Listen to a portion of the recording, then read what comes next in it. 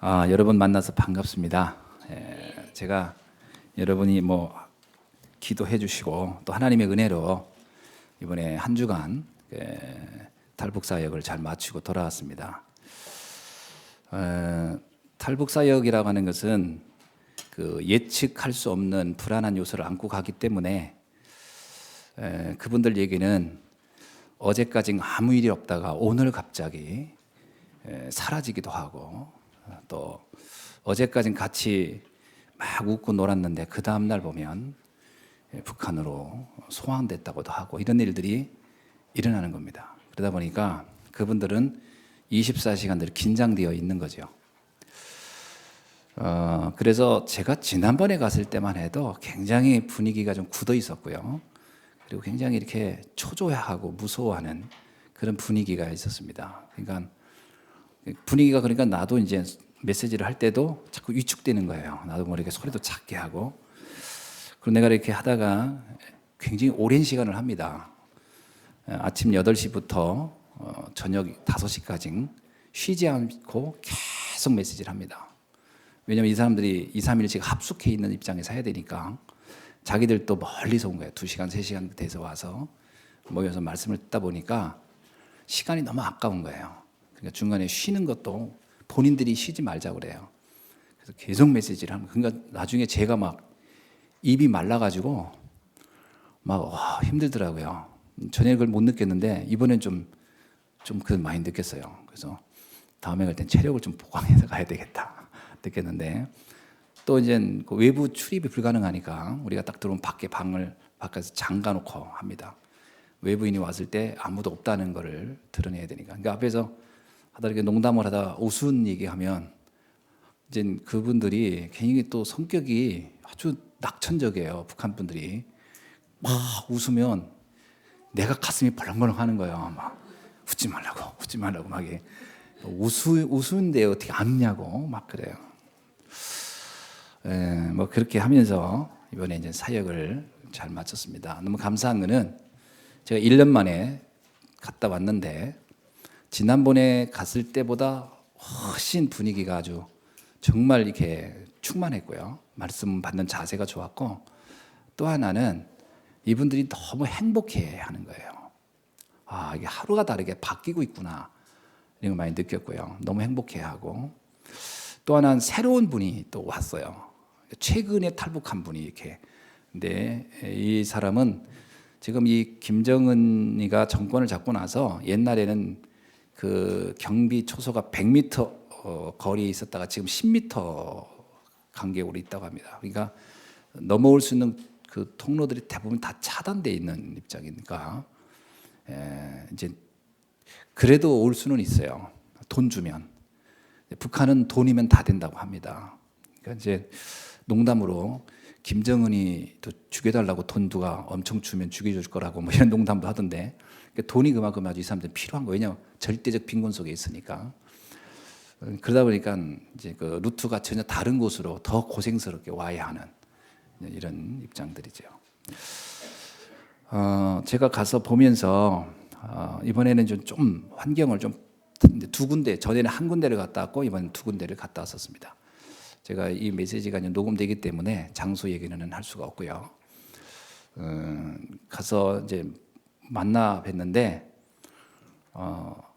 이제 은밀하게 숨어 있는 거예요. 근데 그분들이 이제 거기가 이제 러시아 국경선 근처였는데 한 2번, 3번씩은 북한에 다 끌려갔다 왔던 분들입니다. 그러다 보니까 이분은 생사를 다 겪었던, 그래서 죽음이라고 하는 것을 이렇게 겪었던 이런 분들이고요. 그러다 보니까 이분들에게는 그 다 병이 있어요. 심장병이 있어요. 이 심장 두근두근하는. 그래서 다 심장병이 있어서 좀 안타까운 마음을 많이 느끼죠. 그런데 환경이 말할 수 없이 열악합니다. 이제 한국에 넘어와서, 중국에 넘어와서 연고가 없고, 이 사람들은 말 그대로 신변을 보호받을 수 있는 건 아무것도 없죠. 불법자들이니까요. 그리고 언어가 또 안 되고, 그러니까 중국은 여자가 부족해요. 절대적으로 여자가 부족합니다. 그래서 여자가 중국에서는 아주 굉장히 귀해요. 그러니까 이 탈북자들이 여자들은 전부 다 팔려갑니다. 중국 남자들한테. 그래서 많은 고가의 돈으로 팔려가니까 이 남자들이 큰 돈을 지불하고 농촌 사람들이 주로 여자를 사는데 자기들이 평소에 만져볼 수 없는 돈을 빚을 내서 여자를 사오는 거예요. 그러다 보니까 이 여자들에게 그 갖는 어떤 소유, 이게 물건이죠. 그러니까 막 말한 대로 학대하고 때리고 마음대로 하는 겁니다. 그리고 늘 감시하고 그러는 중에 이분들이 거기서 이렇게 2, 3일씩 와서 합숙하면서 말씀을 들을 수 있다는 것은 그 남편들을 완전히 믿을 수 있도록 신뢰를 시킨 거예요. 그 남편들이 이제 허락하여 온 겁니다. 그러니까 참 게 쉽지 않은 거죠. 그러니까 오는 길 와서 말씀 듣는 과정, 이들이 다시 이런 과정들이 한두 가지의 그 장애물이 있는 게 아니에요. 우리들이 거기에 비하면 이건 신앙생활은 이거 정말 우리는 정말 땅 짚고 수영한다는 말이 거기다 붙이기가 어려운 정도로 우리는 정말 누가 뭐 신앙생활 한다고 해서 뭐라고 하겠습니까? 간혹 그렇게 교회 가지 마 이런 말은 듣겠죠.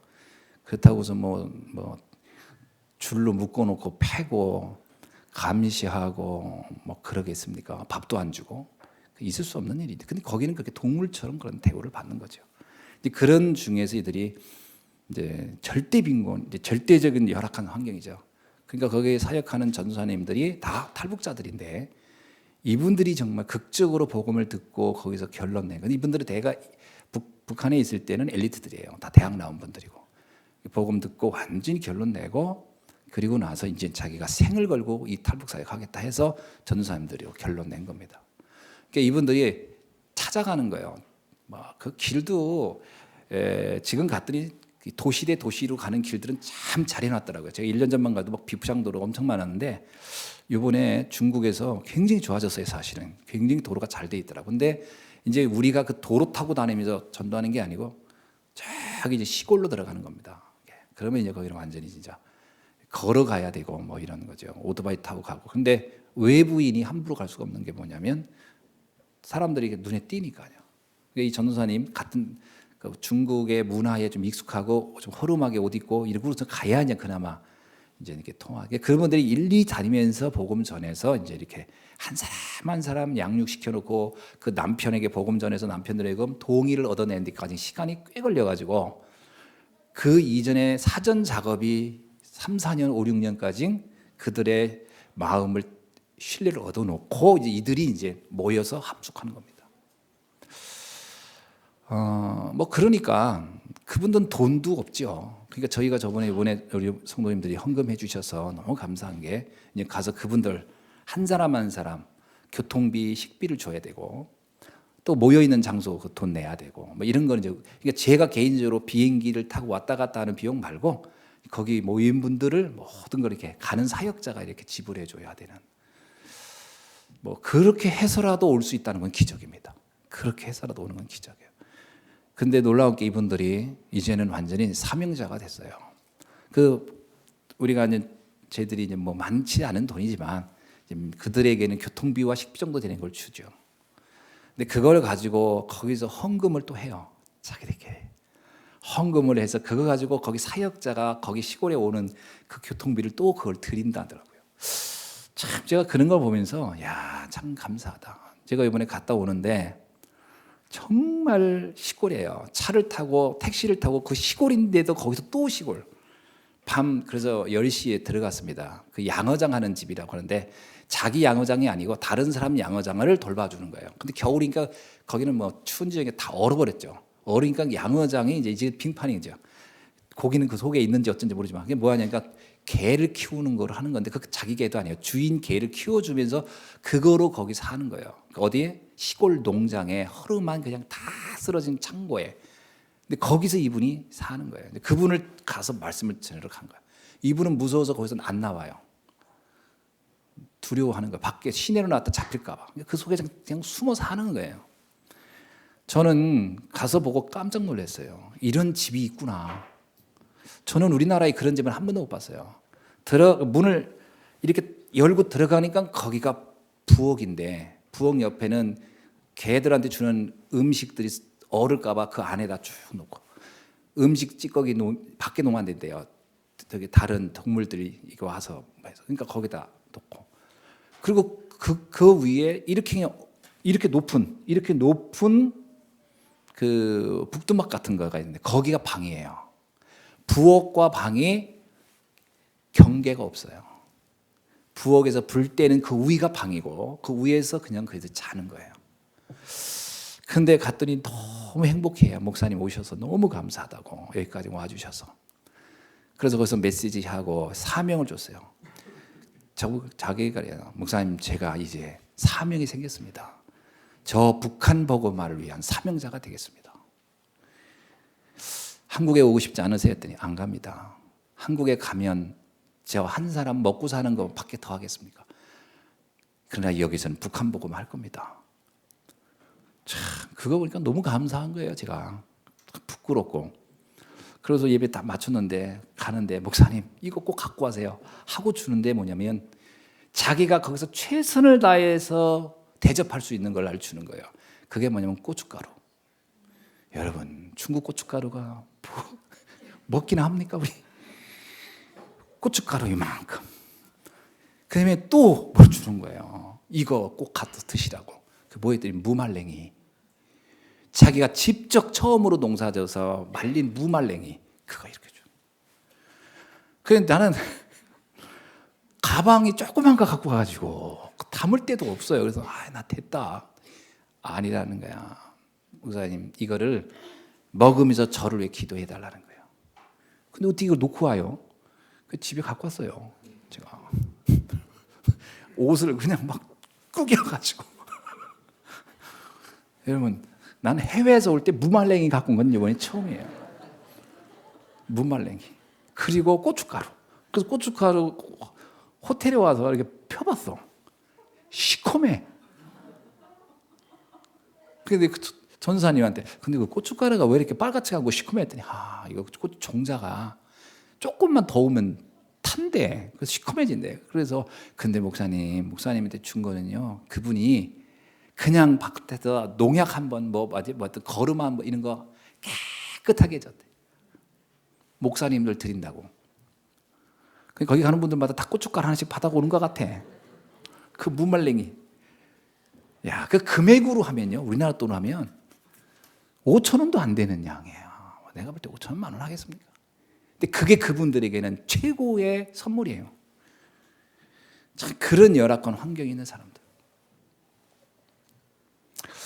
참 목이 메이죠. 우리가 이렇게 신앙생활하는 건 거기에 비하면 정말 이건 아무것도 아니에요. 뭐 신앙이 어렵다, 힘들다, 사는 게 사치죠, 사치입니다. 그건 사치죠. 끝도 없는 사치의 한 부분에 있는 거죠. 이렇게 얘기하면 너무 과한가요? 아무튼 뭐 우리도 우리대로 어려움이 있죠. 자, 근데 그래서 그분들한테 메시지하러 갔는데 거기는 또 비슷해요. 사는 수준이 그럴 수밖에 없는 거예요. 저는 초대교회가 생각나요. 초대교회 성도들이 유대인들로부터 완전히 핍박당하고 경제 활동 전혀 할 수 없고 기독교를 알면 언제든지 죽이려고 했고 그렇다면 이들의 삶이 얼마나 열악했는가. 이들의 삶과 참 유사하다. 그래서 제가 그래서 여러분이 초대교회 삶 그대로입니다. 그때 이분들이 하는 얘기가 아니에요 목사님. 우리가 그들보다 훨씬 나아요. 그래서 뭐였더니 우린 텔레비전도 있고요. 핸드폰도 있어요. 중국 제품 TV 있고 그래서 한국 드라마 보고 있더라고. 자기들이 거기서 사는 낙 중에 하나가 복음 듣고 말씀 뭐 보고 하는 거하고 한국 드라마 보는 거예요. 그게 낙이더라고. 야, 그러니까 자기들은 훨씬 낫대. 그러면서 뭐라냐면 초대교회 성도들이 뭐 텔레비 있었나요? 그러더라고. 그렇죠, 훨씬 낫죠. 그러면서 너무 행복해하는 거. 그래서 메시지를 이렇게 하는데 그런 일이 있었습니다. 이제 그쪽 가서 하는데 그분들은 2번, 3번씩 잡혀갔다 왔어요. 그래서 어떻게 나왔는지 하는 건 과정은 뭐 다 얘기할 수는 없고요. 이게 특별한 일들이라. 이게 사람들이 자꾸 이제 공포감이 있으니까 모여서 이렇게 하는데 아침 8시부터 시작을 합니다. 말씀을 이렇게 해서 12시까지. 그리고 이제 1시간 밥 먹고 1시부터 5시까지. 그리고 나서 그분들 또 불이 나게 가야 돼요. 3시간, 4시간을. 그거 이제 차비를 내가 이제 또 드리죠. 그거 가지고. 그러니까 뭐 택시 타고 간다고 하면 그 돈이 뭐 겨우 갔다 오는 정도. 여기서 잘 수도 없어요. 불안하니까. 이제 그럼 물론 이제 지역에 따라 어떤 데 합숙하는 데도 있었고 이렇게 갔다 왔다 하는 데도 있었고요. 이분들이 하는데 거기 할아버지 한 분이 계신 거예요. 근데 나는 여자분들만 있는 줄 알았거든. 근데 할아버지가 계시길래 아유 할아버지 웬일이지 했더니 웃어요. 내가 한국에 얼마 전에 갔다 왔다고. 이 사람은 조선족이고 중국 시민권을 가지고 있고 한국에 일자리 때문에 왔다 갔다 하는 분이에요. 그러니까 이분이 한국의 상황도 잘 아셔요. 그게 이분이 뭐냐면 여기서 내가 한국에 가서 또 놀란 게 있대. 비행기 타고 내려올 때 왜 이렇게 병원이 많은가 했대. 그랬더니 하고 보더니 다 교회도만 그러더라고. 그래서 이분이 이제 뭐라고 하냐면 내가 할아버지 무슨 일 하세요? 했더니 이분들이 모여서 말씀드릴 때 밖에서 문을 잠가주는 일을 하는 거예요. 잠가주고 자기는 다른 일 보다가 12시 되면 와서 문 열어주는 거예요. 그 문을 왜 잠그냐? 잠겨 있어야 경찰들이 왔을 때 이 집에 아무도 없구나 하고 가니까 눈속임으로 잠그는 거죠.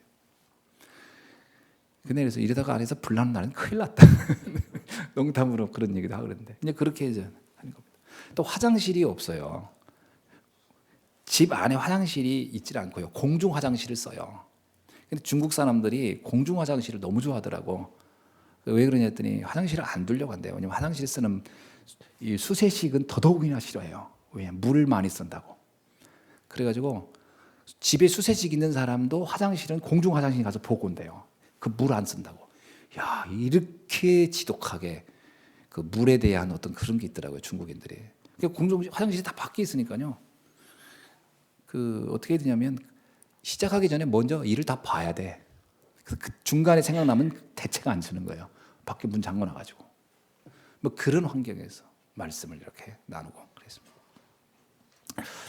제가 가기 전에 어떤 말씀을 전할까 뭐 참 많은 생각을 하게 됐어요. 그러는 중에 이런 생각이 났어요. 지난주 강단 말씀 부활의 메시지.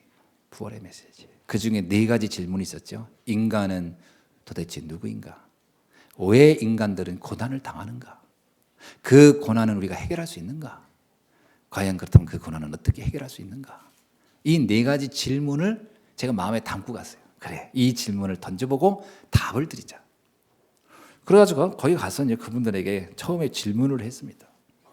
그랬더니 인간이 인간에 대해서 어떻게 생각하십니까? 했더니 한 분이 그러더라고요. 인간은 주체적인 사람입니다. 교육받아 가지고요. 내 운명의 주체, 내 인생의 주체, 문화의 주체, 정치의 주체 몇 가지 얘기를 하시는 거예요. 이 사람들은 막 학습을 얼마나 잘 받았는지 잘 암송을 하고 있어요. 그렇지 않다 그래서 그게 창세기 3장이다. 그러면서 인간이 왜 어떤 존재인지 그래서 영적인 존재 쫙 설명드리고 그러면서 이제 거기서 메시지를 이렇게 할 수 있는 나중에 얼마나 행복해하는지요. 하나님의 은혜가 이렇게 귀하구나. 물론 그동안 훈련 받은 분들도 있었고 처음 온 그래서 제가 거기서 3분을 영접을 이렇게 했습니다. 3분이 막 영접하는데요. 그러더라고 잘 느낌은 없대요. 느낌은 없는데 계속 들어봐야 되겠어요. 그래서 자기는 생애 이런 거 처음 들어봅니다 하는 사람도 있었고요. 그러면서 말씀을 이렇게 전하고 왔습니다. 자, 우리는 반드시 3가지를 알아야 우리 인생은 망하지 않습니다. 누구든지 그게 어느 나라 사람이든지 3가지는 반드시 알아야 돼요. 그래야 인간은 망하지 않아요. 첫째는 뭐냐면 인간에 대하여 정확히 알아야 돼요. 도대체 인간이 뭐냐? 여러분 인간에 대해서 어떻게 알고 있습니까? 인간은 영적 존재입니다. 그리고 그 영적 존재라는 것은 하나님의 형상대로 창조된 영적 존재. 이것을 여러분이 알고 우리가 반드시 알아야 됩니다. 이것을 알지 못한다면 인간이 얼마나 귀한 존재인지가 이해가 안 되고 그러면 왜 인간에게 왜 문제가 왔는지도 이해가 못하는 거예요. 인간은 하나님의 형상대로 창조된 영적 존재라는 사실을 반드시 알아야 할 줄 믿습니다. 인간은요 육체만 가지고 사는 게 아니에요. 인간은 또 정신만 가지고 사는 게 아니에요. 인간은 영적 존재입니다. 영은 2가지가 있어요. 악령과 성령. 그렇죠? 육체도 건강한 육체가 있고 병든 육체가 있고, 정신도 병든 정신이 있고 건강한 정신이 있듯이 우리의 영도 악령이 있고 성령이 있습니다. 반드시 하나님의 자녀, 인간은 성령의 사람으로 이 땅에 왔다는 거예요. 그것이 하나님의 형상대로 창조됐다고 성경은 분명히 말하고 있어요. 그런데 인간에게 왜 고난이 왔습니까? 그것을 또 두 번째 알아야 돼요. 인간이 온 고난의 이유, 그것이 바로 하나님을 떠난 사단에게 장악되어서 완전히 인간이 영이, 성령의 영이 사라지고 악령에게 잡혀버린, 그래서 요한복음 8장 44절처럼 우리는 처음부터 완전히 마귀의 자녀가 되어서 에베소서 2장 2절로 3절에 있는 것처럼 본질상 진노를 받을 수밖에 없는 삶을 살게 되었다라는 것. 그래서 로마서 5장 12절 말씀처럼 모든 한 사람으로 인하여 죄가 들어오고 죄로 말미암아 모든 사람이 죄를 범하였음에 그 또 모든 사람에게 사망에 이르렀다는 말은 어마어마하게 중요한 얘기야. 그래서 내 인생의 모든 문제가 엄청나게 나는 축복된 사람이었는데 내가 내 영이 죽어서 악령에게 잡힌 인생이 되어서 이렇게 계속 문제가 나에게 오는구나. 이분들도 그러더라고요. 처음에는 세상 탓하고 나라 탓하고 막 그랬다. 그런데 말씀을 가만히 들어보니까 이게 공중권세가 잡은 자가 권력자를 잡고 우리 민족을 잡고 우리를 이렇게 비참하게 만들었고 거기에 내 삶이 무너졌던 거구나. 문제의 원인을 참 잘 이해하시는 거더라고요. 그렇습니다. 여러분, 우리의 문제는 만 가지 천 가지도 넘겠지만 그 모든 문제의 원인은 딱 하나예요. 사단에게 잡혀서. 그거를 깨달으셔야 돼요. 여기 계신 여러분들 여러 문제 있죠. 나는 왜 이게 이러고 저렇고 뭐 다양한 문제가 있을 겁니다. 근데 그 문제의 원인은 딱 하나예요. 성경에 분명히 말해요. 모든 사람의 죄를 범하였음에 하나님의 영광에 이를 수 없느니라. 의인은 없나니 하나도 없다. 어떻게 그럴 수 있습니까? 그럴 수 있는 게 뭐예요? 한 사람 아담이 범죄함으로 그 모든 사람이 다 죄인이 되었고 그리고 모든 사람이 다 사망에 이르렀다. 그래서 우리에게는요, 저주와 재앙이 올 수밖에 없었다라는 겁니다. 이거를 우리는 해결할 수가 없어요. 인간은 이 문제 해결 못합니다. 여러분, 우리가 어떻게 보이지 않는 사단을 이깁니까?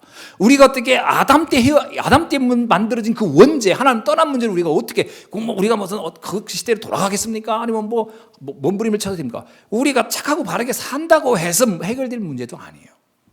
어떻게 해결하냐는 거예요. 그게 바로 하나님이 그 문제를 처음부터 우리에게 알려줬어요. 그게 바로 그리스도라는 거죠. 이거는요, 처음에 들을 땐 그런가 보다 싶기도 하고 맨날 똑같은 얘기 하시는구나 하지만 내 인생의 실존을 놓고 가만히 지켜보면요, 이건 어마어마한 문제의 답이에요. 우리가 이제 어떤 문제를 이렇게 정확히 본다는 게 참 중요한데, 저도 처음에 이 말씀 처음에 들을 때는 좀 그렇더라고요. 나하고 무관한 얘기 같고 나하고 해당 사항이 없는 얘기 같아요. 나는 이게 문제인데 왜 아담이 나하고 무슨 상관이 있어? 내가 언제 아담 보고 하나님도 좀 이상하네. 아담이 잘못한 걸 왜 나한테 자꾸 이걸 해? 그거는 아담이 하나님이 했다는 게 아니라 하나님을 떠남으로 생긴 결과의 문제예요. 그러니까 우리에게 재앙이 온 거는 하나님이 준 게 아니고 사단이 우리의 인생을 잡았다는 거예요. 그러니까 옛날에 이 생각이 있거든. 하나님이 왜 그랬지? 아닙니다. 하나님이 그런 게 아니고 하나님은 우리에게 저주를 주려고 한 게 아니었거든요. 하나님은 우리를 축복하려고 한 거예요. 문제는 우리가 그 축복의 가치를 이해하지 못했고 인간이 그에 대해 무감각했고 흑암이 나를 잡았던 거구나. 우리의 인생 문제는 사단에게 잡혔던 것이구나. 그래서 하나님께서 이 문제를 해결할 답을 그냥 선물로 주셨어요. 우리가 어떻게 해서 될 수 있는 게 아닌 걸 알아서. 그래서 그리스도라는 답을 주셨습니다. 창세기 3장 15절은 어마어마한 답이죠. 여자의 후손이 와서 뱀의 머리를 짓밟을 것이다. 근데 참 놀라운 것은요, 이게 얼마나 간단한 얘기입니까, 여러분? 이거는 진짜 10분만 설명해도 알 수 있는 얘기인데, 이 말씀을 이분들이 들으면서 또 들으면서 뭐라고 하냐면요, 저희들은 너무 행복해요. 그 놀랍잖아요. 너무 행복하대.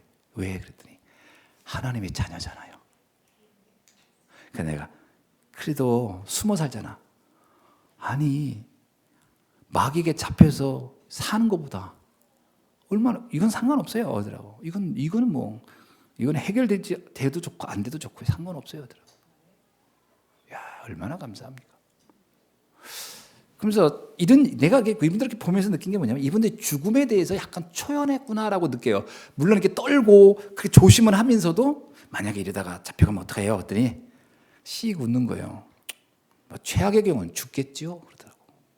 안 무서워 했더니 목사님 그게 무서울 것 같으면 여기 왔겠어요? 그게 그렇게 걱정스러우면 뭐였겠습니까? 그렇습니다. 그냥 넘어선 거예요. 보니까 한편으로는 대단하다 내가 속으로 해서 대단합니다. 근데 대단한 얘기 또 못 해주겠더라고요. 또 약간 또 교만할까 봐. 그래서 하여튼 믿음 지켜봅시다. 네, 그러고 말았어요.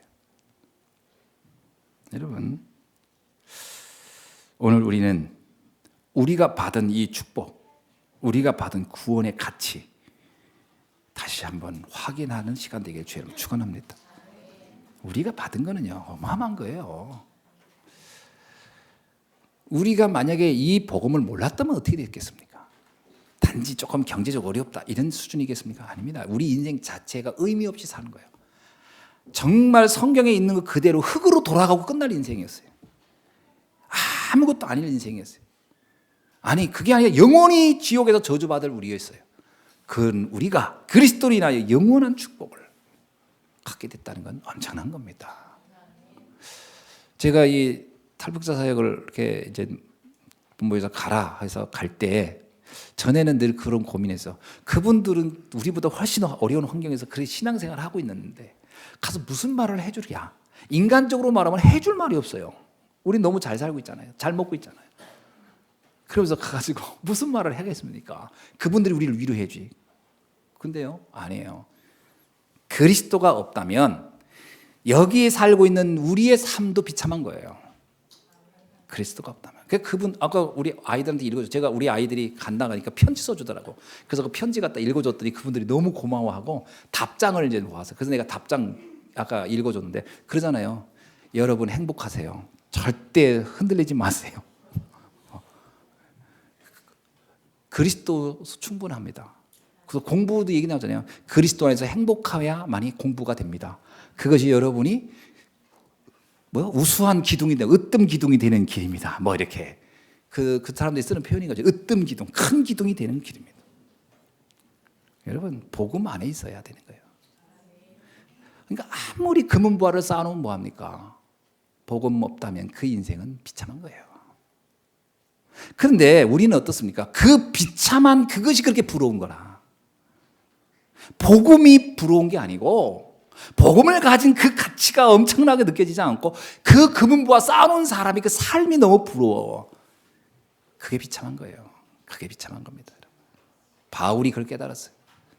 그래서 뭐라고 하죠? 빌립보에서 배설물 같은 것들이다. 배설물 같은 것이다. 진짜는 다른 거 아니냐. 진짜는 내가 그리스도 안에서 받은 영원한 생명, 여러분이 받은 구원과 생명을 돈으로 환산할 수 있습니까? 여러분이 받은 그 축복을 세상의 어떤 것으로 비교해서 그거를 가치를 매길 수 있겠습니까? 그렇다면 내가 그리스도 안에서 구원받았다는 사실은 지상에서 가장 행복한 자예요. 다 가진 자예요. 아멘. 깨달아지십니까? 그게 깨달아지지 않는다면 그래서 계속 말씀 들으셔야 되는 거예요. 깨달아질 때까지. 그게 깨달아졌다면 그걸 계속 누려야 돼요. 그걸 못 누린다면 그 축복이 사장된 거예요. 예수님 말한 거잖아요. 너에게 달란트를 준 땅에나 묻은 것과 같다. 그런 것입니다. 우리가 받은 축복 땅에 묻게 사는 거죠. 그걸 발견 못했다 그러면 지상 최고의 선물을 하나님이 약속했는데 모르고 있는 것과 똑같은 거죠. 오늘 이 축복이 여러분에게 확인되어지는 날이 되기를 주의 이름으로 축원합니다. 오늘 제목이 의인은 믿음으로 말미암아 살리라. 이 말은 여러분이 너무나 잘 아는 표현이죠. 이 말씀은 원래 하박국서에 나오는 얘기입니다. 하박국서 2장 4절에 나오는 말이고요. 하박국이 이렇게 해서 보라 그의 마음은 교만하며 그 속에서 정직하지 못하니라. 그러나 자 보세요. 그러나 보세요. 그 마음은 교만하고 그는 정직하지 못해. 이게 그 사람의 원래 모습이야. 그러나 그가 믿음을 가지고 있다면 그는 의인이며 그는 삶이 살리라. 그래서 의인은 믿음으로 말미암아 살리라. 여러분, 의인은 믿음으로 말미암아 살리라는 것은 로마서 전체 16장 전체의 주제고요. 그건 모든 바울 신앙의 핵심입니다. 의인은 믿음으로 말미암아 살리라. 이 말을 다른 표현으로 하면 이런 얘기죠. 믿음으로 의롭게 되리라, 이 말입니다. 한번 따라합시다. 믿음으로 의롭게 되리라. 그럼 도대체 의가 뭡니까? 뭐가 의죠? 세상 사람이 말하는 의와 성경이 말하는 의는 달라요. 세상 사람이 말하는 의는 이거죠. 사람으로서 마땅히 지켜야 할 행위와 도리를 했을 때, 사람으로서 마땅히 해야 할 행위와 도리, 그러면 그 사람은 의인이야, 그러겠죠. 뭐 부모를 공경하고 형제를 사랑하고 위에 있게 하고 어려운 사람 도와주고, 이 마땅히 해야 할 도리, 사람으로서 마땅히 해야 할 도리를 하면 그 사람은 의인이라고 할 겁니다. 그러나 성경은 그렇게 말하지 않아요. 그러니까 그것이 나쁘다 이 말이 아니고, 성경이 말하는 의는 다른 차원의 의예요. 어떤 차원이죠? 요한복음 16장 10절에 의란 이렇게 나와요. 의란, 의에 대하여라 하면 그게 예수님이 한 말씀입니다. 한번 보세요. 요한복음 16장 10절에 뭐가 의냐? 이게 의입니다. 내가 아버지께로 가니 너희가 다시 나를 보지 못하며, 이게 의래요. 난해하죠. 난해한 구절입니다. 보세요. 뭐가 의냐? 착하게 살아라, 사랑하며 살아라, 그게 의다 이러지 않고, 의가 뭐냐면 내가 아버지께로 가니 너희가 다시 나를 보지 못함이라, 이게 의라는 거예요. 도대체 이게 무슨 말입니까? 도대체 뭐가 의란 얘기예요? 성경이 말하는 의는 사람이 구원받을 수 있는 상태가 되는 걸 말합니다. 구원받을 수 있는 상태가 된 상태. 여러분, 누가 구원을 받습니까? 의인이 되어야 구원을 받을 거 아니에요.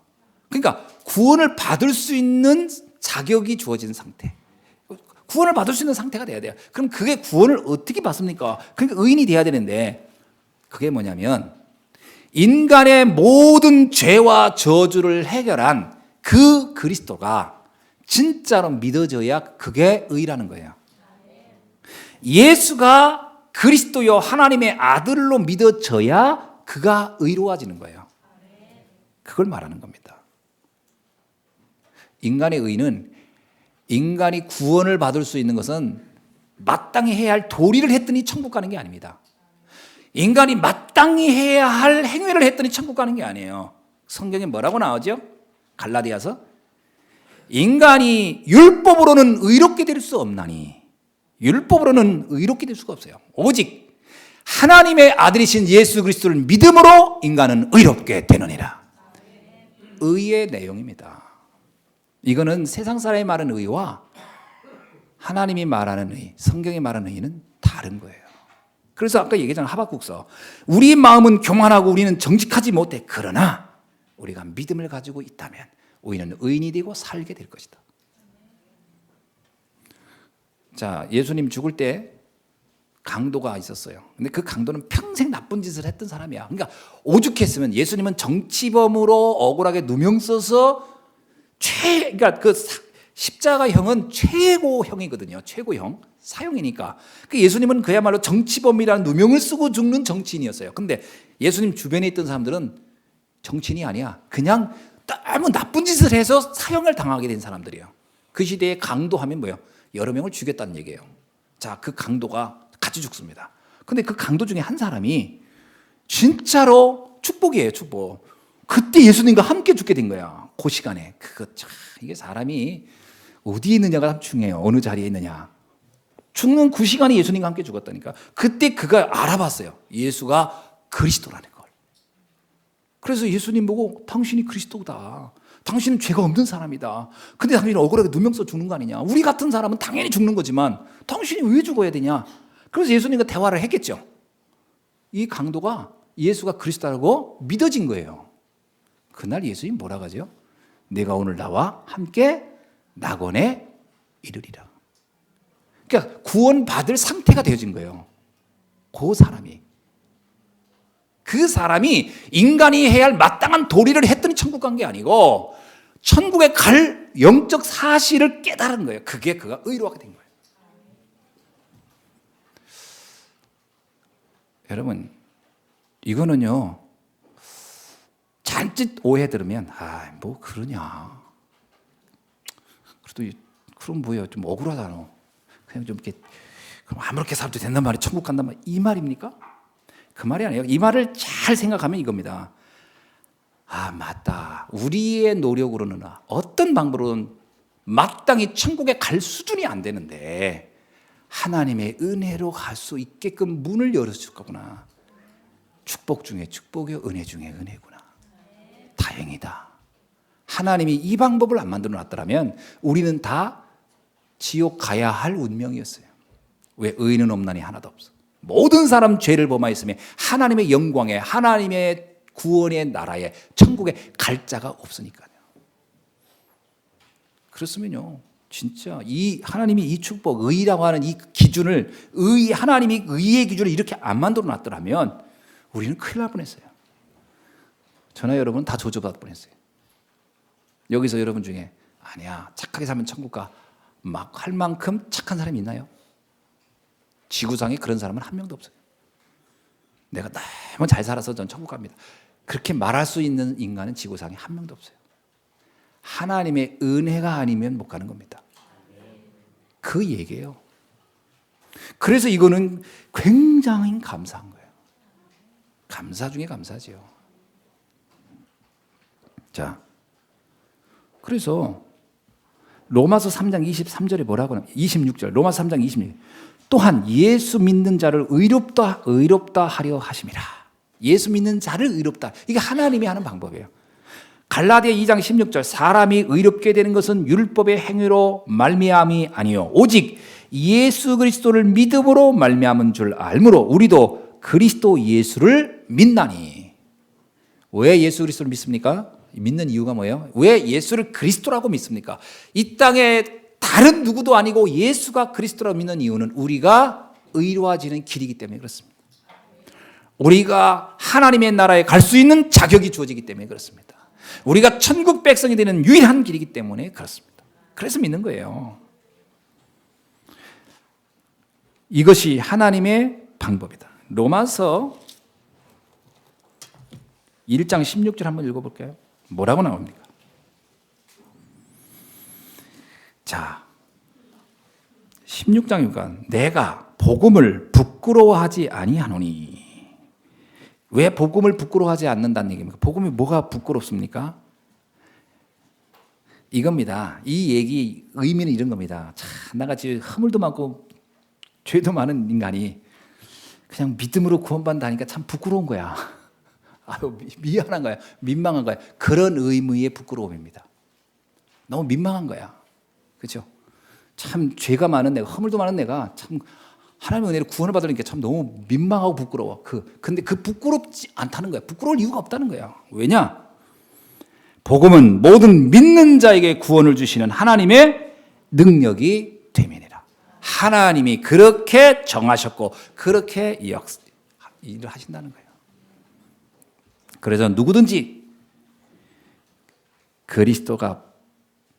예수가 그리스도라는 사실을 아는 순간 영원한 변화가 일어나는 줄로 믿습니다. 우리의 변화 중에 최고의 변화는 어떤 거죠?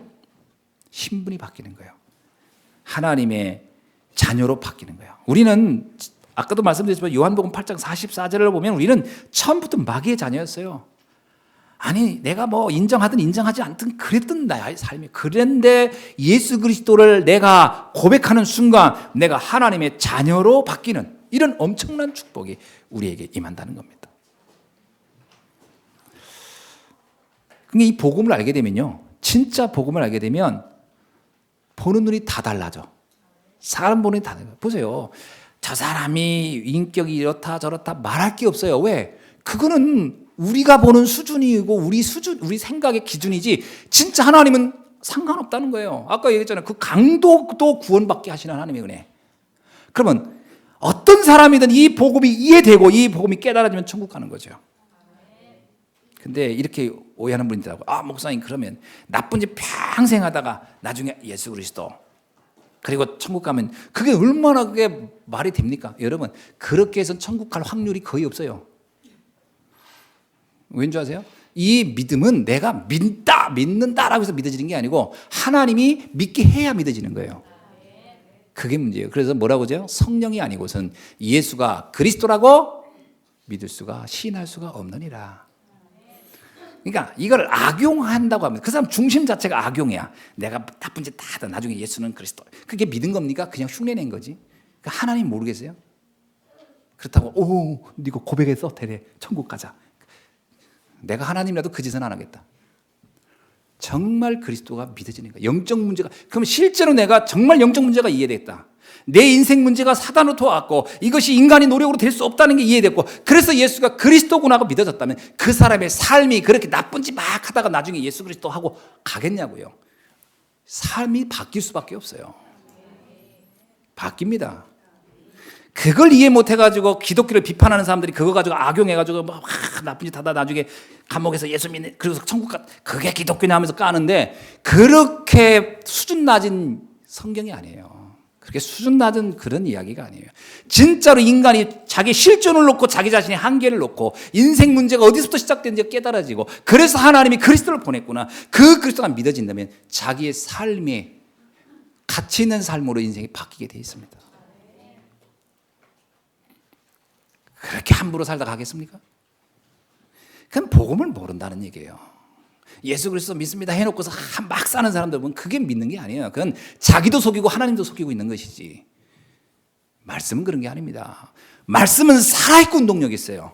믿는 자 속에서 역사하시는 하나님이 정말 역사하기 시작합니다. 믿으면. 그러면 어떻게 역사하면 더 나쁘게 역사하겠습니까? 하나님의 영이 아니에요. 그 사람 안에 계신 그리스도가 그리스도의 날까진 그걸 이루어 갑니다. 이루어 갑니다. 진짜 복음이 이해돼 보세요. 사람을 보는데 난 믿어 해놓고 막 믿고 저주하고 막 이러면서도 나 예수 믿어 이러겠습니까? 아니에요. 그 사람이 이해돼요. 저 사람이 저런 것도 하나님이 떠나서 저랬구나. 그래서 저 사람을 내가 위해서 기도해 줘야 되겠다. 바뀝니다. 보는 눈이 다 바뀌는 거예요. 우리가 사랑을 해야 되겠어 사랑하는 게 아닙니다. 사랑할 수 있는 힘을 하나님이 주시는 거지. 내 힘으로 사랑합니까? 아닙니다. 뭐라면 네가 나를 사랑한 것이 아니라 내가 너를 사랑했다. 하나님이 먼저 우리를 사랑한 거예요. 그게 깨달아지는 사람, 그 정말 믿어지는 사람이 비로소 다른 사람을 이해하고 수용하고 용서하고 사랑하게 되는 겁니다. 이게 깨달아지지 않고 의지를 가지고 난 사랑해야지. 내가 예수 믿는 사람이니까 사랑해야지. 과연 예수 믿는다고 볼 수 있을까요? 교리적인 암송된 거고 그것이 쇠뇌된 겁니다. 그게 세뇌된 신앙이에요. 의지로 하는 게 아닙니다. 여러분, 신앙생활이 의지로 하는 것 같습니까? 아니에요. 우리 힘으로 하는 게 아니에요. 하나님이 그걸 하도록 힘을 주시는 거예요. 쉽게 얘기합시다. 힘이 나는 게 있고 힘을 내는 게 있습니다. 내가 힘을 내가지고 뭘 해본다. 그거는 남들은 속일 수 있어요. 그러나 자기는 못 속여요. 그는 어느 정도 흉내는 내요. 그러나 지 속이 절대 안 돼요. 근데 힘이 나면 남을 속일 이유도 없어요. 저 사람은 행복한 사람이구나.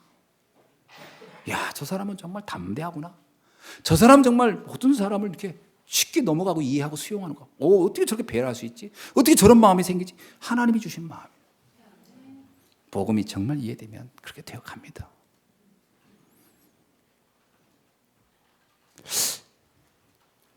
근데 목사님 저도 그러고 싶은데 잘 안 되죠. 정말 예수가 그래서 믿어지는데 제가 왜 안 되죠? 기다리시기 바랍니다. 기다려야 돼요. 왜냐, 내 오랜 체질이 그게 한순간에 안 바뀌어요. 체질이 무서운 겁니다. 베드로, 예수님 너무 사랑했고 너무 귀하게 여겼어요. 그런데 위기가 오니까 예수님 엄청 배반하고 비난하고 갔어요. 그럼 베드로가 예수님 막 비난합니다. 저주하면서. 그럼 그게 베드로의 진심입니까? 아니요. 그건 베드로의 진심이 아니에요. 상황에 따라 그냥 그렇게 행동한 것뿐이지. 진짜 베드로의 진심은 하나님을 정말 사랑했던, 예수님을 정말 사랑했던 것이 그게 중심이죠. 그러면 예수님이 그걸 알아요. 그 사람의 중심을. 기다리면 됩니다. 기다리면 어느 날 되면 그게 하나님이 정확한 시간표에 자기의 한계와 수준을 뛰어넘는 전도자로 하나님이 쓰시기에 합당한 그릇으로 다시 태어나게 됩니다. 아멘. 그러니까 여러분 정말 나 저 예수가 그리스도는 정말 믿어져요. 그거 믿어지는 건 몇 가지가 전제돼 이해되는 거죠. 인간의 문제가 영적 문제였구나. 그런데 이 배후에는 사단이 있구나. 근데 내 노력은 절대 안 돼. 그래서 하나님이 그리스도 보냈구나. 그리스도가 아니고서는 안 될 이유가 여기 있었구나. 그래 맞아 그리스도는. 근데 그 그리스도가 성경에 누군가 했더니 예수가 그리스도라고 하고 있는데 그 예수의 삶을 보니 이분이 정말로 그리스도일 수밖에 없겠구나. 그래서 내가 그분을 성경의 약속대로 내 마음의 구주로 받아들였다. 자, 여기까지는 이해될 수 있고 깨달아지겠죠. 그것도 은혜로 주어지니까 되는 겁니다. 2000년 전 예수가 어찌 내한테 그리스도로 믿어지겠습니까? 성령이 아니고선 예수가 주라 신할 수 없다고 한 것처럼 깨달아지는 것도 하나님의 은혜거든요. 요한복음 14장 15장이죠. 15장 26절 시작 한번 봅시다. 요한복음 15장 26절 내가 아버지께로부터 너희에게 보낼 보혜사 곧 아버지께로부터 나오시는 진리의 성령이 오실 때에 그가 누구를? 나를 증언하실 것이요. 성령께서 예수가 그래서 믿도록 도와주는 성령의 역사란 뭐냐면 성령의 역사 중에 최고의 역사는 방언하게 하는 게 아닙니다. 성령에서 중에 최고의 역사는 뭐 이상한 체험하게 하는 게 아닙니다. 성령의 역사 중에 최고의 역사는 예수가 그리스도로 믿어지게 하는 거예요. 진리의 영이 오는 이유는 거기 있어요. 내가 2000년 전에 직접 예수님을 보지 않았어도 믿어지는 거예요. 성령께서 믿게 하는 거예요. 내가 예수님과 말 한 번 섞은 적도 없고 대화 한 번 해본 적이 없어요. 그런데 그 예수가 믿어져요. 그건 성령께서 하셨기 때문에 가능한 거예요. 자, 그럼 그 나머지는 어떻게 돼요? 성령께서 역사에 가십니다. 정말이에요. 저는 이거에 대해서 자신 있게 얘기할 수 있어요. 그래서 여러분 지금 당장 내 눈에 뭔가 됐다 안 됐다에 대해서 속지 않기를 바랍니다. 되어지게 돼 있어요. 아멘. 되어지게 돼 있습니다. 그러니까 조급해요. 우리가 너무 성급해요.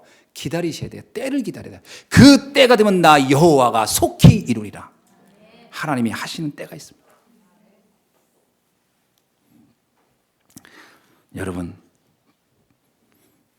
여러분은 정말 그리스도 안에서 하나님의 자녀가 됐다고 믿어지십니까? 그러세요. 여러분은 의인이 됐다고 믿어지십니까? 확신이 있어야 돼요. 내가 의인이 됐다는 것은 내 행위가 옳아서가 아니에요. 하나님의 그렇게 의인이라 칭하여 준 그걸 칭의라고 합니다. 신학적으로 칭의. 의인이라고 인정했다는 거예요. 누가? 하나님이. 언제요? 예수가 그리스도를 믿었을 때. 그렇다면 나는 당연히 내가 의인이라고 말할 수가 있어야 돼요. 이번에 가가지고 그 탈북자들한테 그 얘기 했어요. 몇 가지 질문했어요. 복음 딱 전하고 영접시킨 다음에 딱 그 의인입니까? 뭐라더라? 당연하지 매 그러더라고요. 지배라고 하는 분이 있더라고요. 그쪽 그 장백 그쪽에서 왔던 분인데 이분은 온 지가 얼마 안 돼가지고 사투리를 엄청 쓰더라고. 대부분은 이제 조선족 언어를 쓰는데 이분은 이제 그 특유의 북한 언어를 그냥 그대로 막 쓰시는 거예요. 당연하지 배우더라고. 예수가 그리스도라고 제가 믿어지니까 당연하다는 거예요. 맞습니다. 의인입니다. 하나님의 자녀가 맞습니까? 당연하지요. 맞습니다. 당연한 겁니다. 그런데 내가 그랬어요. 근데 왜 삶은 안 변하세요? 했더니 당연히 변하지요. 앞으로 그러더라고. 당연히 변합니다. 아멘. 믿으시기 바랍니다. 여러분, 의인이란 뭐냐면 착한 삶이 아니에요. 구원을 받을 수 있는 상태가 된 걸 말하는 거예요. 노아를 가리켜서 당대 의인이라 그랬어요. 노아한테 당대 의인이라. 근데 노아가 그렇게 의로운 행동을 한 사람입니까? 아니에요. 나중에 술 먹고 난리치고 아주 대단한 사람입니다. 그건 아무 상관없다. 그가 의인이 되는 데는 아무 문제 안 돼요. 거기 분이 한 분이 조선족 교회를 다니다가 그러니까 삼자교회 중국 삼자교회 다니다가 복음 듣고 너무 충격받아서 이제 딱 이게 복음인데 내가 너무 몰랐다 그러고 온 분이 계신데 그분하고 같이 이렇게 식사할 기회가 있어서 잠깐 시간이 있어가지고 자기는 조선족 그 삼자교회 다닐 때네 자기는 그때 그 맥주 한 잔 먹고 얼마나 동안 죄책감에 빠졌었는지 그 얘기하더라고. 죄진 줄 알고 막. 내가 그때 왜 맥주를 마셔가지고 막 그 얘기하더라고. 보고 말고 나니까 이렇게 자유로운데 그러더라고. 그게 우리의 죄를 좌우하는 기준이 아닙니다. 아멘. 그러면 세상이 달리 보여죠. 세상 사람들이 달라 보이고 세상 문제 사건이 달리 보입니다. 여러분의 일어난 문제의 원인을 누구 탓이 아닙니다. 사단의 원인자를 정확히 보시기 바랍니다. 그때부터 우리의 기도가 달라지고 우리의 관심이다. 우리의 영적 싸움의 대상이 달라져. 그래서 뭐예요? 혈과 육과 싸우지 말라. 우리의 싸움은 공중거제 잡은 자와 싸우는 것이다. 여러분의 싸움의 대상을 바꾸기를 주님은 축원합니다. 지금까지 싸웠던 대상이 만약에 눈에 보이는 어떤 대상이었다면 그 싸움은 쓸데없는 싸움이었고 영원히 이길 수 없는 싸움이었고 도리어 나한테 치명타를 나 자신이 받는 싸움이었다. 지금 그 싸움의 대상을 바꾸는 날이 되게 주님을 축원합니다. 기도하세요.